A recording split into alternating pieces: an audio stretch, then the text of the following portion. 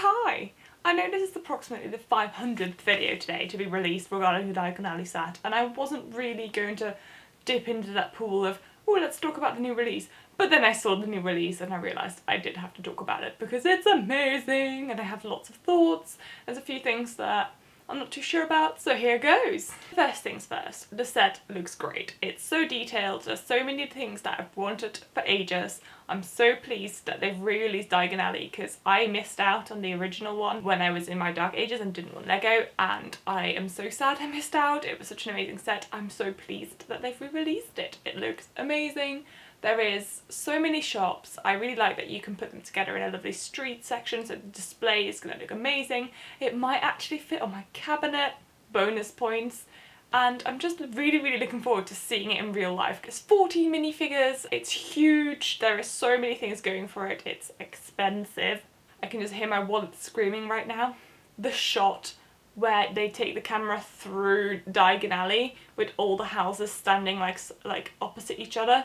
That shot just gets my heart going. So stunning. Now let's dive in a little bit deeper. So I just want to talk about the things I like and things I don't like. There is some things I would like different because turns out I'm not the sole designer of the set and therefore it's not made exactly to my personal preferences. Who'd have thought? So I really want to just talk about if I had been, what I would have done differently. Starting on a positive note, the things I like. The bookshop. It's literally the first thing that comes to mind. The bookshop is amazing. I would like to become a minifigure and go shopping there, please. That would be great. I've always wanted to live in the Harry Potter universe regardless, but this bookshop in Lego form, chef's kiss, amazing. Please take me there. I also like the other minor detail where all the brooms in Quality Quidditch supplies look different, so they have different studs on them to make sure that you can see what brooms they are. That really pleases me. It really means that you can step up your broom game. Also really love the custom wand boxes. I think they look great. I'm really glad we have something like that. I think it makes Ollivander's look even better. As I said, I really love the bookshop. It's my favourite shop, I think, of the set. Ollivander's has the same vibe. Inevitably, there's going to be a lot of praise for the set because it does look absolutely stunning. I think in real life, when you can see the scale of it in front of you, it's going to be even better. On to my second favourite shop of this street, Weasley's Wizard Wheezies. They've done it so well. Oh my god. I feel like I have to wear this hat just to talk about Weasley's Wizard Wheezies. I love that the hat moves in the set. Just wonderful. I really love the interior of the set as well.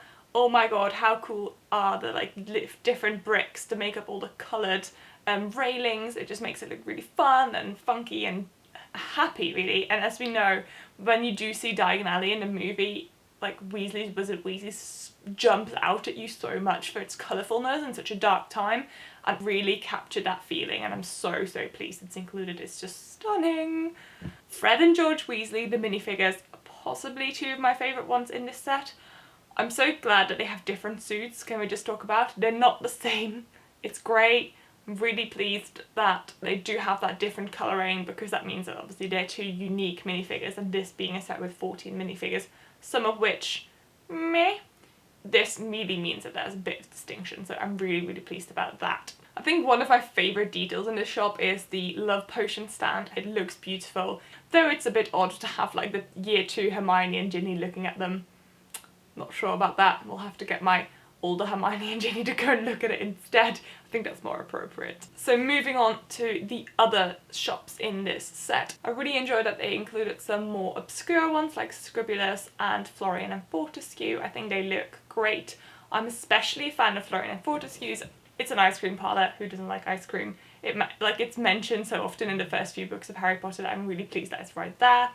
I like Scribulus. I'm a bit sad that there's no minifigure to man it, but I don't know if there's a person that works there in canon, but they could have really easily put a really obscure minifigure in there. Just so there's a shop staff. I don't know, I feel like there should be a staff member looking after that shop, really. I do have some thoughts on what other shops I would have liked to see included, so I'll talk about that in the next section. So on to things I'm not entirely sure about, or problems I can spot with this set that, at least to me, I would have liked to see differently. Once again, this is just my opinion, but if I had designed it, this is some of the considerations I would have had. First and foremost, I think the most obvious one, why is there no lag printing? I know Lucy's has a little bit of lag printing, but it's the same one that Fenrir Greyback has in the Burrow set. It's really incredibly minimal.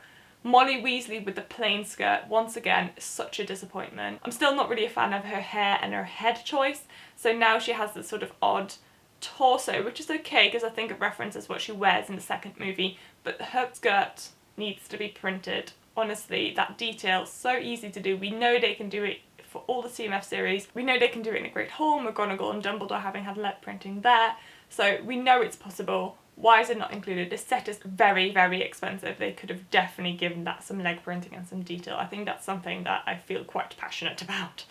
Though it's movie accurate, I'm also not entirely a fan of the Daily Prophet headquarters door just being a door. I know that if you go behind a shop, there's sort of like a little entryway and there's like a box with the papers in, but I really feel they could have made that slightly more distinct. I'm not a fan of it blending in with the Quality Quidditch Supplies store. It's just a door at this point. I don't know if it needed to be there. I would have really liked to see that slightly more distinct, and also with slightly more interior. At the minute it feels quite sparse and a little bit redundant. Tell me what you think. That really easily takes me on to my next point. The colour of Quality Quidditch Supplies. I know this is a really nitpicky thing, but I have to say when I first saw images of this set, I was not sure about the pink. I think the pink is quite bright. In my head, the actual street itself is much more muted, so I'm still not entirely sure if I like that. I'm just gonna have to park that point and see what I think when I have it in person. But yeah, for the time being, just going on images, I really do find that the pink is a bit much. Back on the point of minifigures, I'm really pleased they included Lucius Malfoy. I think he looks fab. I like his new headpiece. He looks suitably pissed off. I'm not entirely sure about his face, but my biggest bugbear is his cane. We know that there's various cane designs. We know that, for example, the Jafar gold snake cane, they could have just sized that down maybe. I would have really liked to have seen a special cane piece for Lucius Malfoy. I think it's such a distinct accessory of him. I don't think that just giving him a black bar is enough. So with the inclusion of Lucius Malfoy, I would have also really liked to see Arthur Weasley included in the set. I know that we got him in the Burrow, but because this set is largely based around the Chamber of Secrets visit to Diagon Alley, I would have really liked to have Arthur Weasley there, because obviously he notoriously has a fight and a confrontation with Lucius Malfoy and Florus and Blotts when Gilderoy Lockhart is there, so I would have liked to have him included just to play that scene and maybe give him some different clothes because we don't see him that often. Now that really easily takes me on to my next minifigure that I want to talk about, Gilderoy Lockhart. Unpopular opinion perhaps, but he's a bit meh. I'm glad he's included, don't get me wrong. I'm pleased that we now have a Gilderoy Lockhart that isn't yellow-faced, but I think he's just meh.